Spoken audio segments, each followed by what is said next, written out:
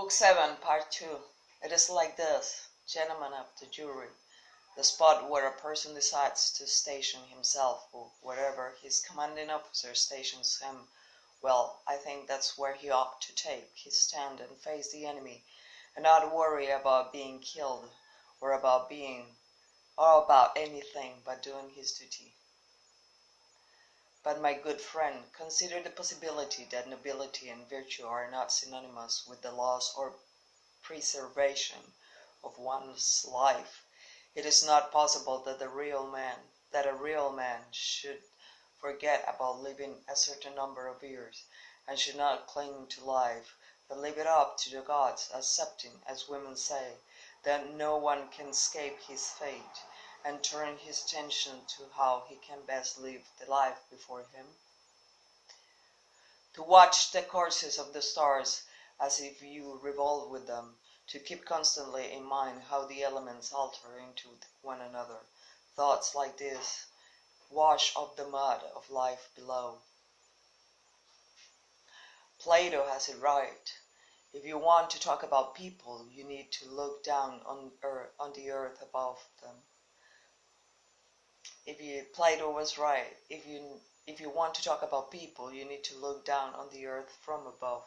Herds, armies, farms, weddings, divorces, birth, death, noisy courtrooms, desert places, all the foreign peoples, holidays, days of mourning, market days, all mixed together, a harmony of opposites.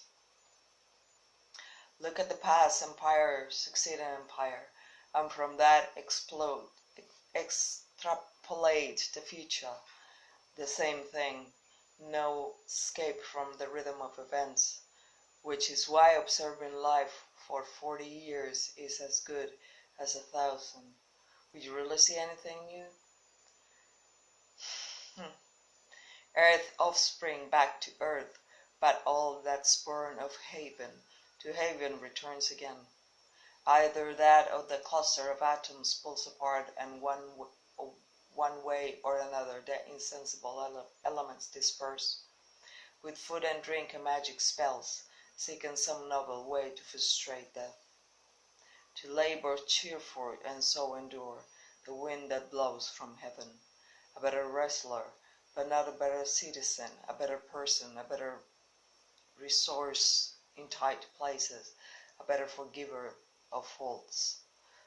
Whatever something can be done against the logos shared by gods and men dictates, there all is in order, where there is profit because our effort is productive, because it advances in step with our nature, there we have nothing to fear. Everywhere, at each moment, you have the option to accept this event with humility, to treat this person as he should be treated, to approach this thought with care, so that nothing irrational creeps in. Don't pay attention to other people's minds. Look straight ahead where nature is leading you, nature in general, through the things that happen to you, and your own nature through your own actions. Everything has to do what it was made for, and other things were made for those with logos. And in this respect, as in others, lower things exist for the sake of higher ones, and higher things for one another. Now the main thing we were made for is to work with others. Secondly, to resist our body's urges, because things driven by logos, by thought, have the capacity for detachment, to resist impulses and sensations, both from which are merely corporeal. Thought seeks to be their master, not their subject, and so it should. They were created for its use. And the third thing is to avoid rashness and credulity. The mind that grabs this and steers straight ahead should be able to hold its own. Think of yourself as dead. You have lived your life. Now take what's left and live it properly. To love only what happens, what was destined, not greater harmony.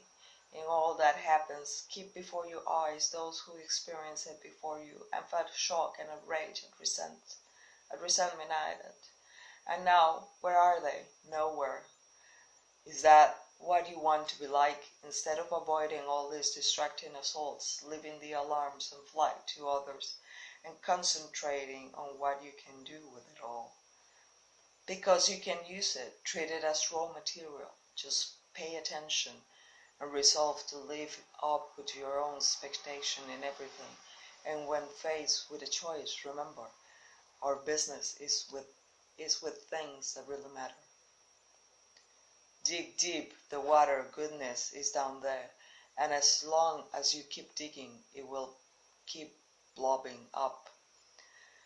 What the body needs is a stability, to be impervious to jolts in all it is and does, that cohesiveness and beauty that intelligence lends to the face.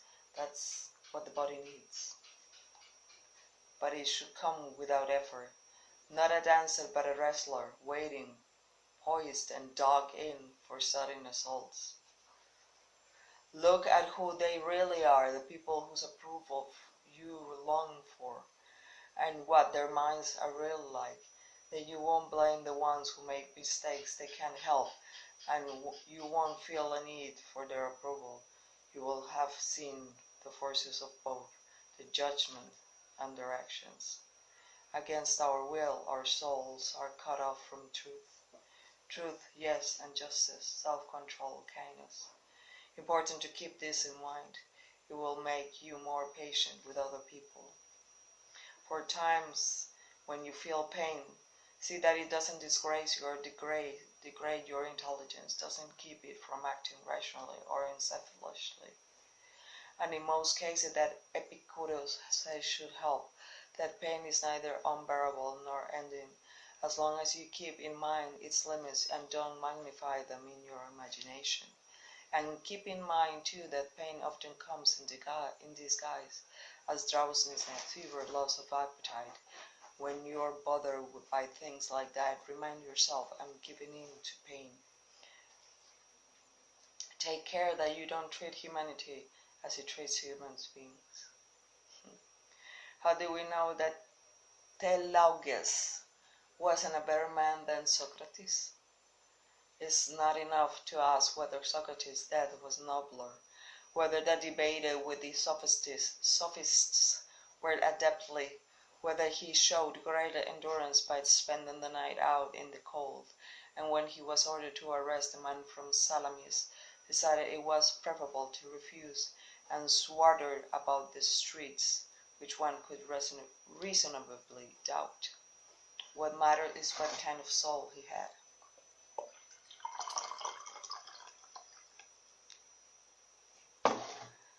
Whether he was satisfied to treat men with justice and the gods with reverence, and didn't lose his temper unpredictably at evil done by others, didn't make himself the slave of other people's ignorance, didn't treat anything that nature did as abnormal, put up with it as an unbearable imposition, didn't put his mind in his body's keeping.